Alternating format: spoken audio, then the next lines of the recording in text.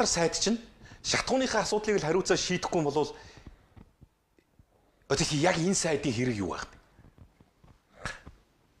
Энэ чинь эдийн засгийн хөгжлийн сайд үстэй. Хүрлбаатар уу? Тий? Эдийн засгийн хөгжлийн сайд. Тэгээ Монгол улсын шатар сайд. Тэгээд одоо за Ганбаатар сайд бол одоо энэ дипломатын олон улсын харилцаа энтрийг одоо мэдтгүү юу гэдгийг туршлага дутж ийн гэж үзээд Хүрлбаатар сайдыг илгээхээр бол би энийг бүр гайхах.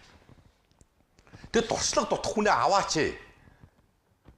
Одоо нөгөө баленчи аваач гэдэг шиг юу гэх юм бэ гэж. Гэхдээ авал авчаар одоо яг мэрэгч салбар толгоолоод тэгсэн мөртлөө салбарын ажлыг хийхгүй байгаа хэд хэдэн сайд байна шүү дээ. Харин тий. Үгүй эднийг авдаг юм уу? Утааны асуудалтай холбоотой нэг сайд байна.